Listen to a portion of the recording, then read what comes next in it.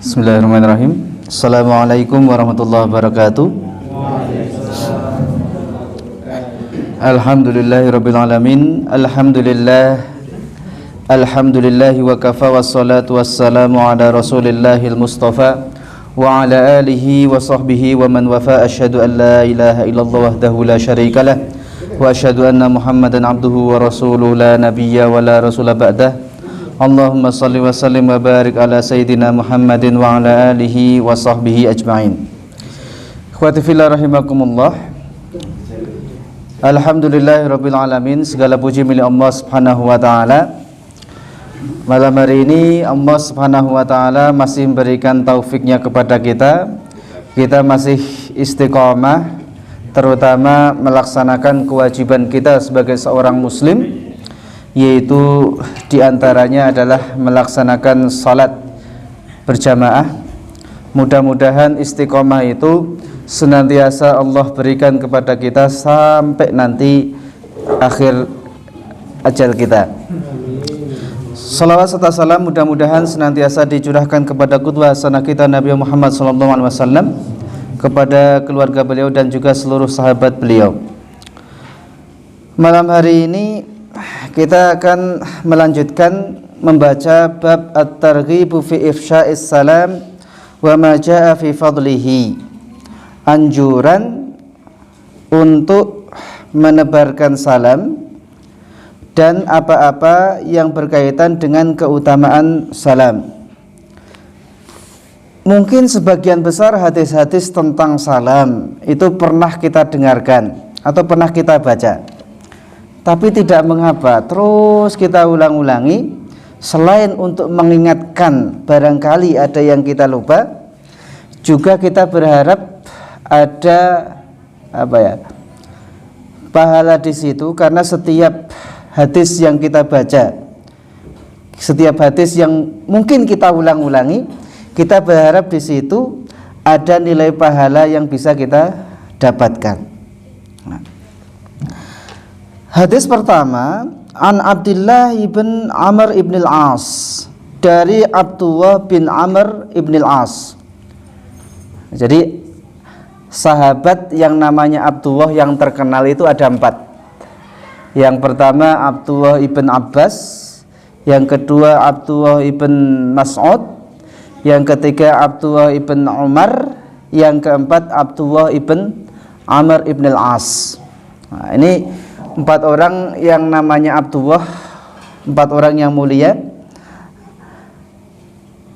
Abdullah ibn Amr ibn al-As berarti Abdullah anak dari Amr ibn al-As. Amr ibn al-As ini nanti yang membuka Mesir.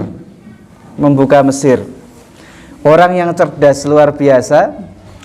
Ini juga Amr ibn al-As juga yang mengusulkan ketika terjadi wabah taun, kemudian dimintai pendapat oleh Khalifah Umar kalau nggak salah, maka kemudian beliau yang menyarankan agar orang-orang hidup dipisah-pisah, satu lembah seperti itu. Ya, jaga jarak. Amr ibn al-As cerdas, orang cerdas luar biasa. Anna rajulan sa'ala Rasulullah sallallahu alaihi wasallam. Beliau bercerita, ada seorang laki-laki yang bertanya kepada Rasulullah SAW, ayul islami khair, Islam seperti apa yang paling baik? Qala tut'imut ta'am, yaitu memberikan makanan, wa taqra'us salam, mengucapkan atau membaca salam, ala man arafta wa man lam ta'rif, baik kepada orang yang kamu kenal maupun kepada orang yang tidak kamu kenal. Jadi memang Rasulullah kadang ditanya dengan pertanyaan yang sama, kadang jawabannya macam-macam. Sahabat sering nanya, Rasulullah, amalan apa yang paling utama? Maka dijawab oleh Rasulullah, misalnya al-jihad. Kadang dijawab salat. Kadang dijawab birrul walidain, seperti itu. Pertanyaan yang sama, kadang Rasulullah jawabannya berbeda-beda. Kenapa? Karena melihat yang bertanya. Kalau orangnya mungkin kuat gitu kan, potensinya itu di jihad, maka bagi orang itu al jihad fi sabilillah. Tapi kalau orangnya penyakitan, ya Rasulullah apa amalan yang paling utama ya nggak mungkin jihad untuk berdiri sudah asam urat gitu. Mungkin tidak dijawab al jihad. Ya wes, kamu punya orang tua, punya wes birrul walidain seperti itu. Ya. Di sini Rasulullah SAW ditanya ayul islami khair. Islam yang baik itu yang gimana wahai Rasulullah? Qala tut'imut ta'am. Ya udah, kamu memberi makanan. Ketika ada yang lapar, beri makanan. Di sekitar kita mungkin ada orang yang tidak punya makanan, ada orang yang hidupnya di jalan. Itu yang di situ siapa ya? Itu baru ya? Itu tinggal di mana? Di situ. Itu tapi dikasih dia nolak loh.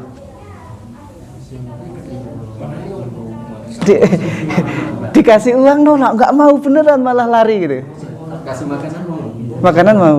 Tinggal di jembatan itu enggak?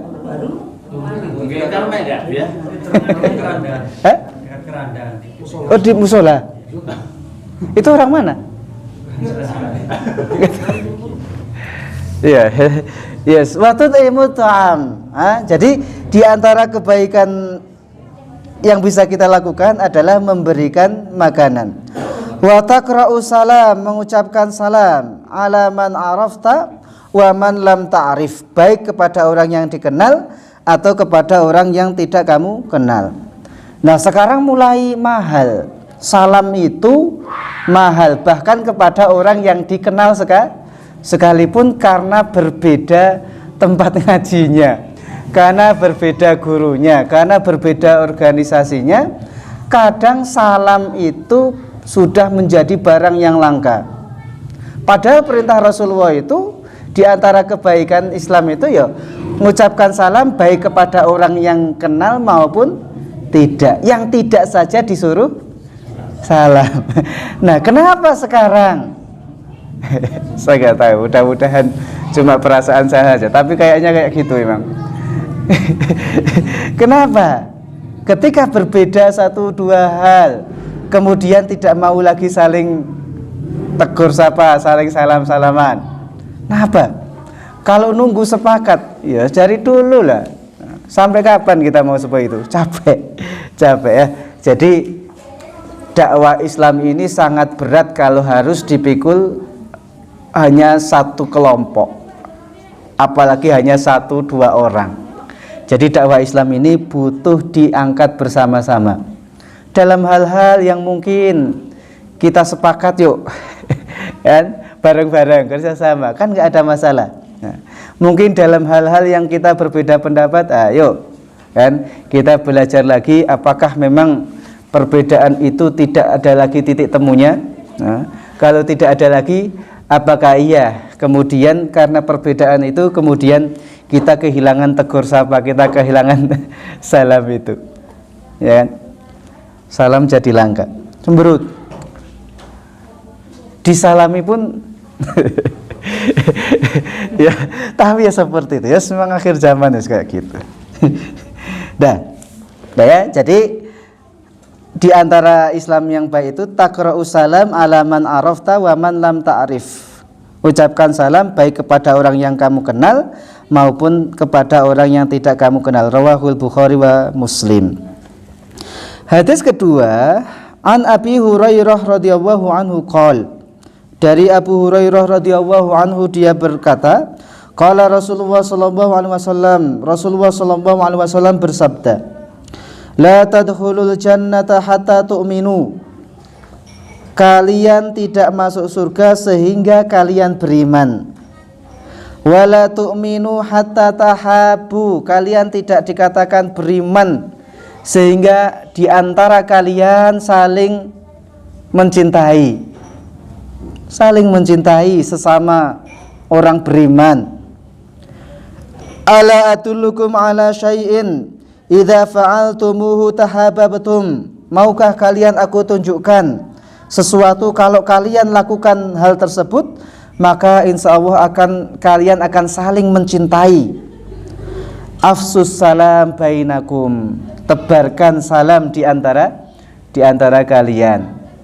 Jadi mencintai saudara seiman itu keharusan, meskipun ada perbedaan pendapat dalam satu dua hal. Kalau kita mencari semua persamaan nggak akan ketemu. Pasti ada perbedaannya. Pasti ada perbedaannya. Tetapi mencintai saudara seiman itu wajib. La tadkhulul jannata hatta tu'minu wa la tu'minu hatta tahabu. Atau kalian tidak masuk surga sampai kalian beriman, dan kalian dikatakan tidak beriman sampai kalian saling mencintai kepada saudara seiman. Jadi mohon sekali, yuk kita berikan hak saudara seiman. Meskipun mungkin tadi mereka beda baju, tapi itu masih saudara seiman. Kalau mereka masih saudara seiman, mereka masih punya hak yang harus kita berikan kepada mereka. Karena sedih melihat sesama orang beriman, sesama orang yang sholat jamaah di masjid yang sama, bahkan mungkin satu jadi imam, satu makmum, kadang yang satu jadi makmum, yang lain jadi imam. Lalu kenapa harus saling membenci?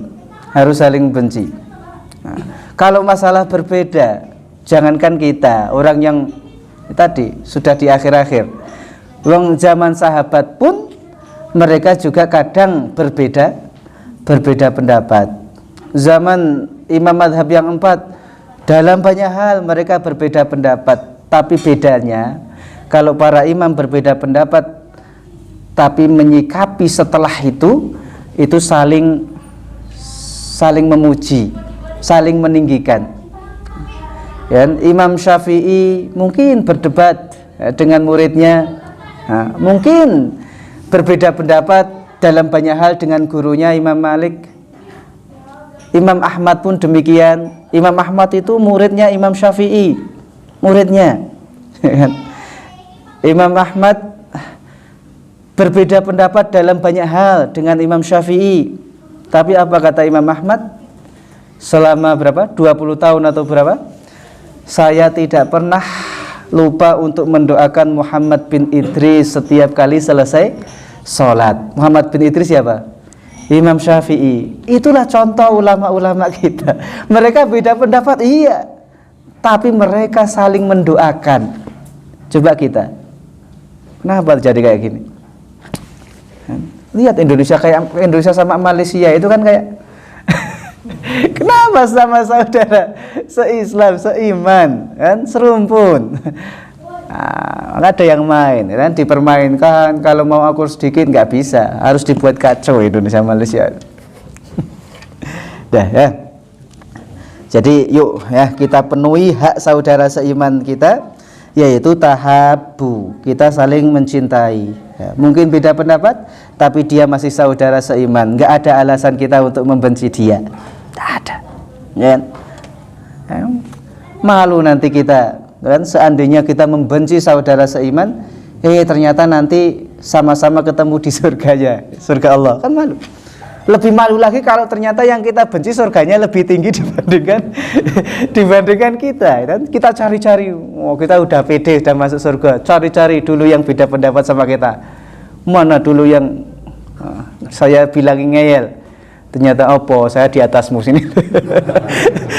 Itu kan malu. Itu malu kayak terus kayak gini lah. Ya, belajar terus. Tahabu. Hadis ketiga. Ini juga.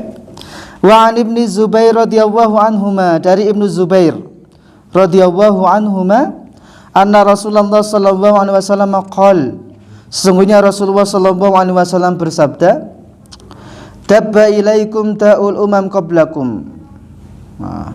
Ada penyakit yang mulai merasuki kalian penyakit umat-umat terdahulu. Kalian itu mulai terjangkiti penyakit seperti penyakit kaum-kaum terdahulu. Kalau hadis ini disampaikan pada para sahabat, apalagi zaman kita sekarang. Apa penyakit itu? Al-baghdha'u wal hasadu. Wal baghdha'u hiyal haliqatu laisa haliqata sya'ri walakin haliqatud din. Walladzi nafsi biyadihi la tadkhulunal jannata hatta tu'minu wa la tu'minu hatta tahabu. Ala unabbiukum bima yuthbitu lakum dzalik? Afsus salam bainakum, rawahul Bazzar bi isnadin jayyid. Rasulullah SAW memperingatkan, kalian itu sudah mulai terjangkiti penyakit umat-umat terdahulu. Apa penyakit itu? Al-baghdha, saling membenci. Saling membenci di antara kalian, sesama saudara seiman, saling membenci. Zaman sahabat ya kan, zaman kita nggak membenci lagi. Ketemu pun cici gitu. Nggak mau lagi duduk. Tapi ya. Wal hasadu, dan hasad. Apa itu hasad? Hasad apa? Hah? Iri. Iri. Iri itu apa?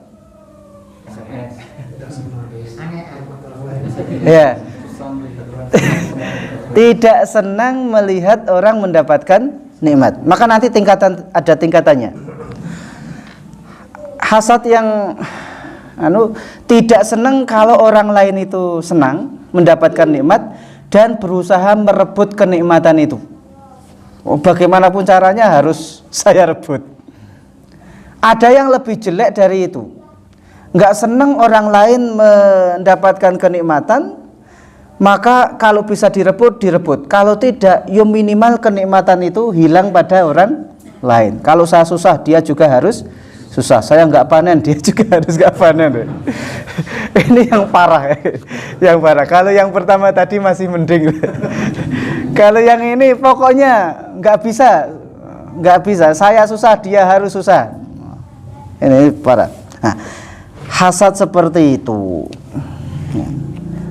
Itu sudah diperingatkan bahwa itu yang mulai menjangkiti kalian.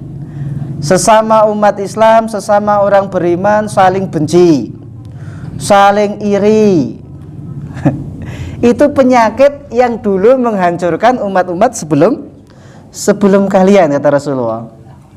Kalau itu juga mulai menjangkiti kita, maka jangan heran nanti kalau kita pun hancur ketika tidak segera mengobati penyakit-penyakit itu. Baghdha, saling benci, saling iri. Boleh iri dalam dua hal. Apa? La hasada illa fitnatain. Tidak ada hasad kecuali dalam dua hal. Yang pertama, iri ketika kita melihat ada orang yang oleh Allah diberi harta, lalu dia menggunakan hartanya itu untuk kebaikan di jalan Allah. Kita iri dengan orang itu. Iri dalam artian ghibthah. Kita pengen ada orang bangun masjid, kita pengen kapan saya punya uang segitu saya pun pengen bangun masjid seperti orang itu. Boleh. Nah, yang kedua, kita boleh iri kepada orang yang oleh Allah diberi hikmah, kebijaksanaan, ilmu, lalu dia menghukumi sesuatu dengan ilmunya itu. Ya, al-baghdha, benci, hasad, iri, ini luar biasa sekarang. Sesama jamaah masjid, ya kan? Sholat berjamaah bareng, tapi saling benci, saling iri, ini luar biasa. Maka memang harus terus menerus kita keluarkan penyakit-penyakit yang seperti itu. Ini nggak ada manfaatnya, ini yang menghancurkan umat-umat terdahulu. Maka jangan kita mengulangi kesalahan mereka dengan memelihara penyakit yang kayak gini, ya.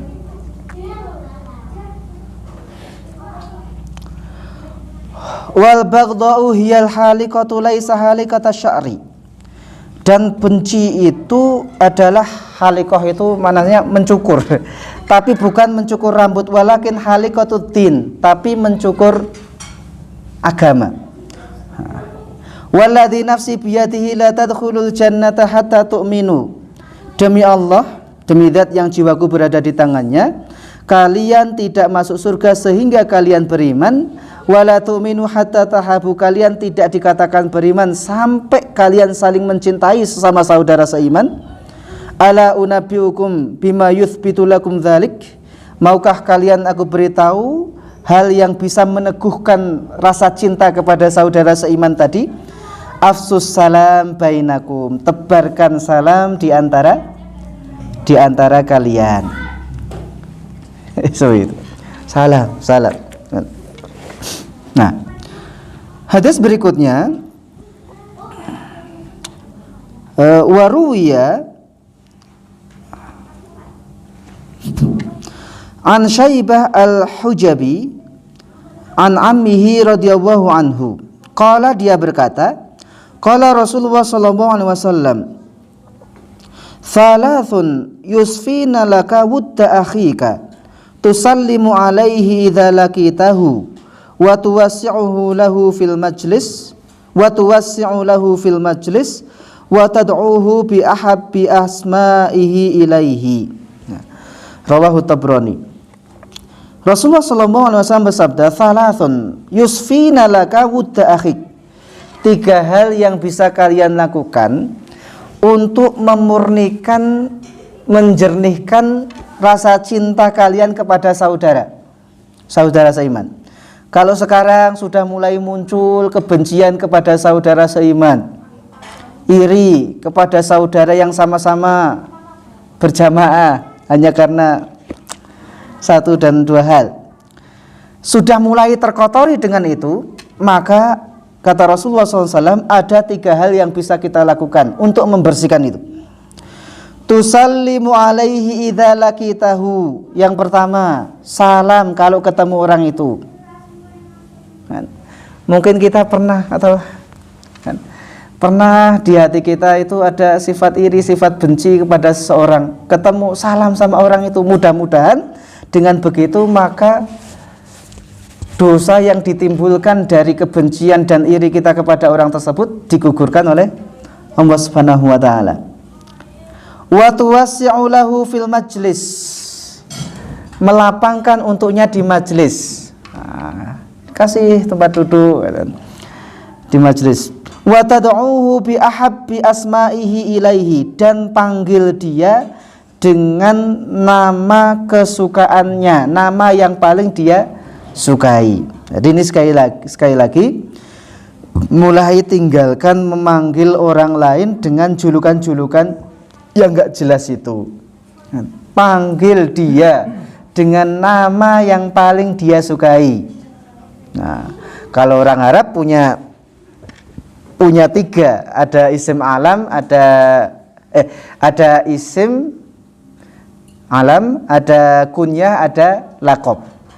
Ada nama asli, ada kunyah itu Abu itu, Abu Hafs, Abu Omar, Abu Bakar, nah, seperti itu. Atau laqab, Al-Faruq, As-Siddiq, seperti itu. Nah, silahkan memanggil dari salah satu 3 itu, tapi pilih yang paling baik, yang paling dia sukai. Nah, kalau di kita ya jarang, rata-rata ya memanggil nama. Sekali punya julukannya nggak enak. Yes, ganti. Maksudnya mulai tinggalkanlah manggil-manggil yang seperti itu. Itu bukan yang dianjurkan oleh agama Islam. Itu yang mengotori kecintaan kita kepada saudara kita. Wa tad'uhu bi ahabbi asma'ihi, panggil dia dengan nama yang paling dia sukai. Nah, kita baca hadis berikutnya. An Abi Yusuf Abdullah ibn Salam radhiyallahu anhu qala, sami'tu Rasulullah sallallahu alaihi wasallam yaqul, aku mendengar Rasulullah sallallahu alaihi wasallam bersabda, ya ayuhan nas, wahai manusia, afsus salam, tebarkan salam, wa at'imut ta'am, berikan makanan, Wa shallu bil laili wan nasu niyam, salat di waktu malam ketika manusia tertidur. Tadkhulul jannata bisalam, maka kamu masuk surga dengan salam. Ya ayuhan nas, wahai manusia, afsus salam, tebarkan salam. Wa at'imut ta'am, kasih makanan. Wa shallu bil laili wan nasu niyam, salat di waktu malam ketika yang lain tidur. Cuma begini, ibadah itu rawan baik ketika dilihat oleh orang lain maupun ketika tidak dilihat oleh orang lain. Ibadah kita menjadi rawan ketika dilihat oleh orang lain, rawan akan terjadi riya atau sum'ah. Ketika tidak dilihat atau didengar oleh orang lain, rawan terjadi ujub. Pokoknya kayak gitu, setan ya nggak kurang akal. Kalau kita melakukan ibadah terus dilihat oleh orang lain, rawan riya, rawan pengen pengen dilihat oleh saudara kita, oleh orang lain, atau sum'ah, pengen didengar. Nah, tapi ya jangan salah, ketika ibadah kita tidak didengar atau dilihat oleh orang lain pun rawan akan ujub. Misalnya sesekali kita bisa bangun malam,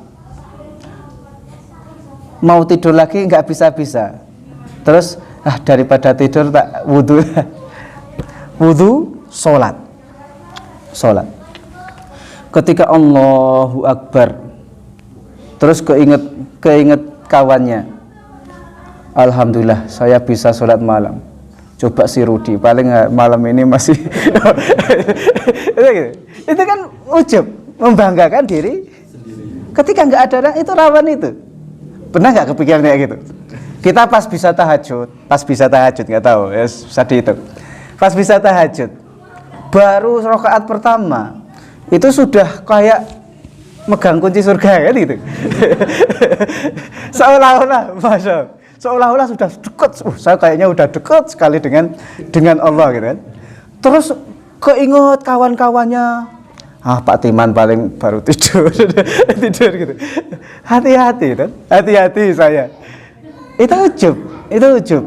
Nah, maka ketika muncul yang seperti itu, segera astagfirullahaladzim. Maka jangan sampai itu. Pokoknya ada aja, setan itu ada aja. Ketika dilihat ya rawan, ketika nggak dilihat pun ya ada aja jalannya itu. Ya kan? Kita pernah infak yang agak banyak lah, berapa? Itu meskipun udah 10 tahun masih diingat kan sampai sekarang. Ya nggak apa-apa sih. Cuma takutnya tadi kan. Tapi ya tetap infak. Yang mau sholat malam tetap sholat malam aja. Sholat malam. Kita nggak tahu. Barangkali 10 kali sholat malam, yang 1 kali yang nggak ujub kan lumayan daripada nunggu ikhlas betulan malah jadi nggak sholat.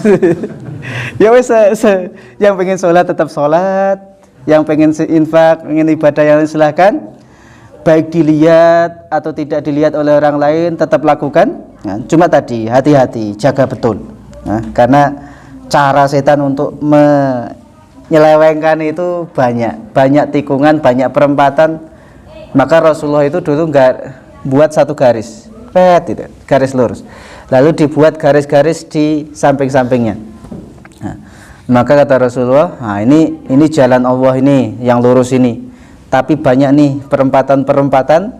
Di masing-masing perempatan itu banyak nunggu setan-setan di situ untuk menyelewengkan. Maka hati-hati, ya kan? Kita mau sholat sudah harus jaga niat.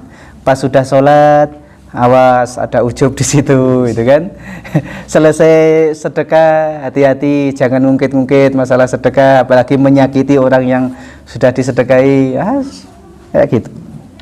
Maka kita terus berdoa kepada Allah Subhanahu Wa Taala, agar Allah menerima ibadah kita. Itu yang dilakukan oleh ulama-ulama dulu, kan? Pernah kita sampaikan bagaimana dulu para ulama ketika selesai Ramadan maka mereka akan berdoa selama 6 bulan agar puasanya diterima oleh Allah Subhanahu wa taala. Ini sudah berapa? Kita kan nggak tahu. Para ulama kayak gitu. Selesai Ramadan itu doa agar puasanya bisa diterima itu sampai 6 bulan. Setelah 6 bulan berikutnya doa kepada Allah agar dipertemukan kembali dengan bulan Ramadan. Terus kayak gitu terus. Ya, maka yes. Wa at'imu ta'am wa sallu bil laili wan nasu niyam. Salatlah di waktu malam ketika yang lain orang-orang tertidur. Tadkhulul jannata bisalam. Maka kamu akan masuk surga dengan salam, dengan kedamaian, damaian. Dalam riwayat yang lain, ya Rasulullah akhbirni bi syai'in yujibuli al jannah. Wahai Rasulullah, kabarkan kepadaku, beritahukan kepadaku sesuatu yang mewajibkan untukku surga. Rasulullah, tolong beritahu aku, kalau sesuatu itu saya lakukan maka saya wajib dapat surga. Maka jawab Rasulullah, qalatibul kalam wa badlus salam wa it'amut ta'am. Rawahu Tabrani wa Ibnu Hibban. Bicara yang baik, ucapkan salam, wa it'amut ta'am. Kayak gitu dong, kayak gitu kan. Jadi Rasulullah SAW ketika ditanya, Rasulullah tolong tunjukkan amalan yang bisa insya Allah mewajibkan saya harus masuk surga. Jaga ucapan yang baik, ucapkan salam, memberi makanan. Maka hadis yang pernah kita baca, 2 lubang yang paling banyak menjatuhkan orang ke neraka apa? Mulut dan kemaluan. Banyak orang tidak bisa menjaga lisan. Hadis berikutnya, ini hadis yang mungkin sering sekali kita dengar. Hakul muslimi alal muslimi khamsun, atau dalam riwayat yang lain situn. Hak orang muslim terhadap muslim yang lain ada 5. 1. Raddus salam, menjawab salam. Wa iyadatul marid, menjenguk orang sakit. Wattiba'ul janaiz, mengiringi jenazah. Wa ijabatut da'wah, menjawab undangan. Wa tashmitul atis, menjawab ketika ada orang yang bersin. Dalam riwayat yang lain ada 6, di situ ditambah wa idzastanshahaka fansahlahu. Kalau ada saudaramu minta nasihat, maka nasihati dia. Nah, terkenal tuh hadis itu.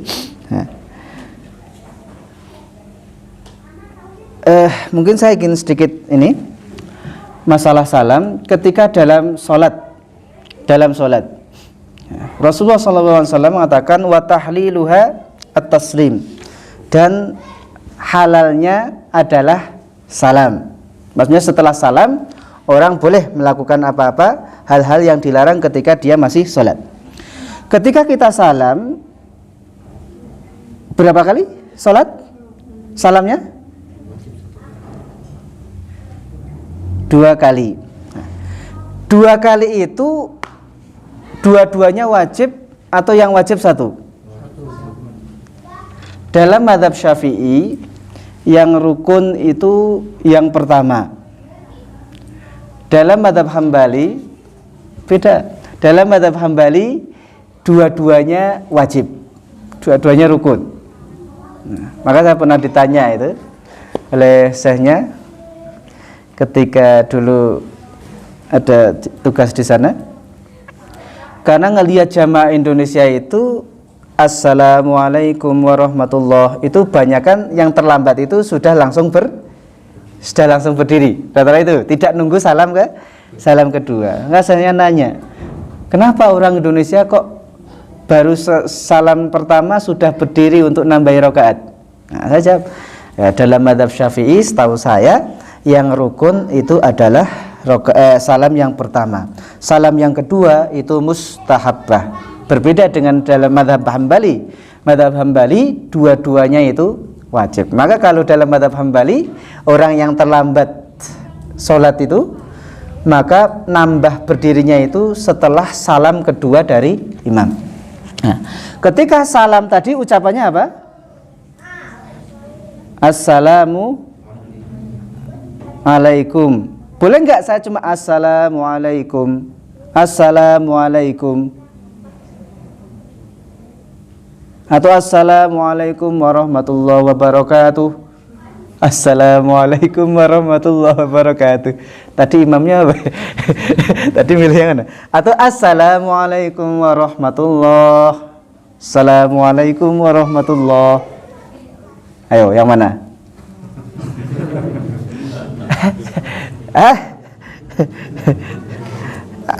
Nanti ya. Ada riwayat gini. Mana tadi? Saya baca dulu. Nanti kita kembali ke situ. An Imran ibn al-Husain radhiyallahu an qol, dari Imran bin Husain dia berkata, ja'a rajulun ila Nabi sallallahu alaihi wasallam faqala assalamu alaikum. Datang seorang laki-laki kepada Nabi lalu mengatakan assalamu alaikum. Faradda alaihi thumma jalas. Lalu dijawab oleh Rasulullah, kemudian laki-laki itu duduk. Faqala Nabiyyu alaihi wasallam, alaihi salatu wassalam, ashrun. Lalu Nabi mengomentari, dia dapat 10. Dia dapat 10. Thumma jaa akhar faqala assalamu alaikum warahmatullahi. Faradda alaihi fajalas faqala ishrun. Lalu ada orang datang kedua, assalamualaikum warahmatullahi. Ishrun. Ishrun artinya 20. Kalau yang pertama tadi dia dapat 10, yang ini dapatnya 20. Dapatnya 20. Tsumma jaa akhar faqala assalamualaikum warahmatullahi wabarakatuh. Faradda fajalasa faqala 30. Rawahu Abu Dawud. Lalu datang orang ketiga, lalu ngomong assalamualaikum warahmatullahi wabarakatuh. Maka Rasulullah mengomentari 30. Oh, dia dapat 30. Apa? 10, 20, 30 kebaikan. Jadi kalau assalamualaikum 10, assalamualaikum warahmatullahi 20, assalamualaikum warahmatullahi wabarakatuh 30. Wazada, ada tambahan. Tapi ini assalamualaikum warahmatullahi wabarakatuh wa maghfiratuh. Enggak pernah dengar. Faqala arba'un, dapat 40 itu. Nah, oke, itu ketika dalam keadaan biasa ya, kita ketemu sama orang assalamualaikum, dapat 10 itu. Kalau mau lebih assalamualaikum warahmatullahi 20. Assalamualaikum warahmatullahi wabarakatuh 30. Dan riwayat tambahannya, tapi saya nggak tahu yang tambah ini saya atau tidak. Assalamualaikum warahmatullahi wabarakatuh wa maghfiratuh 40. Itu boleh gitu. Sekarang yang jadi masalah adalah dalam sholat. Ketika kita salam itu assalamualaikum warahmatullahi atau assalamualaikum warahmatullahi wabarakatuh. Apakah hadis ini juga berlaku dalam sholat? Assalamualaikum 10, assalamualaikum. Nah, di situ para ulama berbeda-beda pendapat. Wallahu a'lam bishawab. Setahu kami, aqallu salam, aksar yang paling singkat itu assalamualaikum. Itu sudah sah. Yang paling singkat. Yang kedua, yang pertengahan ini yang masyhur dilakukan oleh kebanyakan, assalamualaikum warahmatullahi. Dah sampai situ. Adapun yang wabarakatuh sampai situ, maka ada riwayat dari siapa itu? Cuma riwayatnya itu para ulama berbeda pendapat apakah sampai marfu' atau tidak. Marfu' itu riwayat yang nyambung sampai Rasulullah SAW. Sebagian mengatakan riwayat itu marfu', sebagian yang lain mengatakan riwayat itu tidak sampai marfu', maqtu', ada yang terpotong. Dari situlah kemudian para ulama berbeda. Bagi yang menghukumi bahwa riwayat yang mengatakan assalamualaikum warahmatullahi wabarakatuh itu tidak marfu', ada rawi yang terputus di situ, maka dia akan mengatakan hadis ini tidak bisa diamalkan. Dia akan mengamalkan assalamualaikum warahmatullah. Tapi bagi yang meyakini riwayat itu marfu, maka dia di salam yang pertama akan mengucapkan assalamualaikum warahmatullahi wabarakatuh. Jadi tadi perbedaan itu diawali dari perbedaan menghukumi hadis atau riwayat yang menjelaskan itu apakah dihukumi marfu, nyambung sampai Rasulullah, atau tidak, mauquf sampai di situ. Maka kalau dalam kitab Sahih Fikih Sunnah kemudian dikomentari oleh penulis kitab itu, ya, bagaimanapun ini adalah masalah ijtihadi, kan? Sehingga bagi yang mengambil pendapat hanya assalamualaikum warahmatullah, silahkan. Bagi yang meyakini bahwa riwayat assalamualaikum warahmatullahi wabarakatuh itu bisa diamalkan, ya silahkan. Tidak perlu masing-masing saling mencela di situ. Tapi kalau kita nyari yang paling aman, ya assalamualaikum warahmatullahi, itu semua membolehkan. Yang terjadi perbedaan itu ketika ada tambahan wabarakatuh. Itu ada yang bolehkan, ada yang tidak. Kalau mau cari aman ya assalamualaikum warahmatullahi. Insya Allah madhab apapun itu itu membolehkan kalau mau cari aman. Tapi seandainya ada nggak di sini masjid yang imamnya sampai wabarakatuh? Jarang. Seandainya ketemu yang seperti itu, kita ya nggak usah kaget, karena tadi perbedaan dalam menghukumi riwayat itu marfu atau tidak. Itu ya. Nah, jadi itu hadis-hadis yang kita baca pada malam hari ini. Jadi sekali lagi, yuk afsus salam. Nah, kita ucapkan salam kepada saudara kita, saudara seiman kita. Kita mungkin berbeda dalam 1-2 hal, itu biasa. Jangankan dia yang bukan keluarga, wong kita yang satu keluarga, satu bapak, satu ibu pun kadang cara berpikirnya ya berbeda. Apalagi dia yang beda bapak, beda ibu, beda latar pendidikannya, beda latar belakang keluarganya, itu sangat wajar lah. Tapi bagaimanapun dengan setiap perbedaan itu mereka tetap saudara seiman yang harus dipenuhi hak-haknya. Tadi ingat hadis, la tadkhulul jannata hatta tu'minu wa la tu'minu hatta tahabu. Kita nggak bisa masuk surga sampai kita beriman, dan kita tidak sempurna iman kita sampai kita mencintai saudara seiman. Dan untuk menumbuhkan kecintaan saudara seiman tadi, afsus salam bainakum, tebarkan salam di antara kalian. Jangan sampai kita terjangkiti penyakit yang dulu sudah menghancurkan umat-umat terdahulu, yaitu penyakit al-baghdha'u wal hasad, kebencian kepada saudara seiman dan iri kepada saudara seiman. Wallahu a'lam bishawab.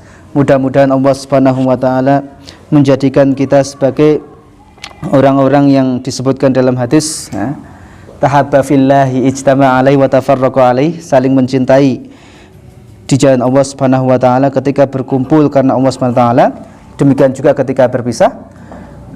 Karena orang yang seperti itu salah satu yang berhak untuk mendapatkan naungan Allah Subhanahu wa taala di padang mahsyar kelak. Wallahu a'lam bishawab. Mudah-mudahan hadis-hadis yang kita baca pada malam hari ini bisa kita amalkan dalam kehidupan kita. Nah, nanti ada, saya tadi kelewatan, orang yang mengucapkan salam itu kalau dia yang berkendaraan maka mengucapkan kepada yang jalan, yang jalan mengucapkan kepada yang duduk. Itu yang seperti itu. Kalau sama-sama jalan maka yang paling utama adalah yang pertama mengucapkan salam. Seandainya kita mengucapkan salam lalu kemudian dia tidak menjawab salam kita, maka di sana ada yang lebih baik yang menjawab salam kita. Mungkin malaikat yang menjawab salam kita. Mungkin kita assalamualaikum, ternyata saudara kita nggak jawab, maka tetap ucapkan salam. Kalau toh dia tidak jawab, maka ada makhluk Allah yang lain yang lebih baik yang menjawab salam kita. Jadi cukup sampai sini. Kita tutup dengan hamdalah dan doa kafaratul majlis. Alhamdulillahirabbil alamin, subhanakallahumma wa bihamdika asyhadu an la ilaha illa anta astaghfiruka wa atubu ilaik. Assalamualaikum warahmatullahi wabarakatuh.